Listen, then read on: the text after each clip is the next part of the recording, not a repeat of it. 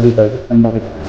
दादा एवढ्या मोठ्या म्हणजे चांगली तुमचं मन आहे तेव्हा अशा, पण तुमच्या बाबतीत पण एक दोन गोष्टी अशा बघितल्या मी सोशल मीडियावरती, तुम्हाला किंवा शंभूला हेट मिळते त्यानंतर तुमच्या एखाद्या शब्दामुळं. आता तुम्ही सरळ सरळ सांगतो की बघा मागच्या वेळेस दादांनी बऱ्याचशा वाईटमध्ये सांगितलं की वाय बी त्या गोष्टी मुलं आकाश दादाला पण म्हणजे एक स्पेसिफिक नंदी, मी सरळ सांगतो म्हणजे वायदीचा विषय आला तर सगळेजण बकासूर वगैरे गोष्ट करतात. जेमतेम 80 ते 90% जे गाडा मालक आहेत 80 ते 90% गाडा मालक वायदी घेतात, पण कोणी कॅमेरा समोर येत नाही.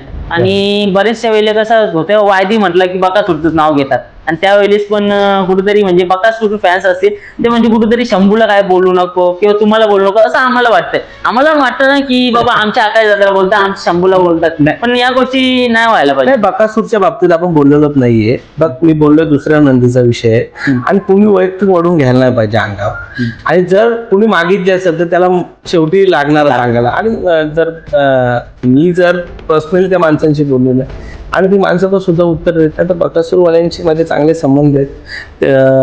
वैभव असेल, तुम्हाला नेहमी भेटतो नेहमी हात देतो, मुलींचा इतका माझा परिचय नाही, पण त्यांनी वैयक्तिक बिचाऱ्यांनी अंगावर नाही घेतलं पाहिजे. माझं एक सांगणं, मी तुम्हाला वैयक्तिक तुमचं नाव घेऊन बोललोच नाही.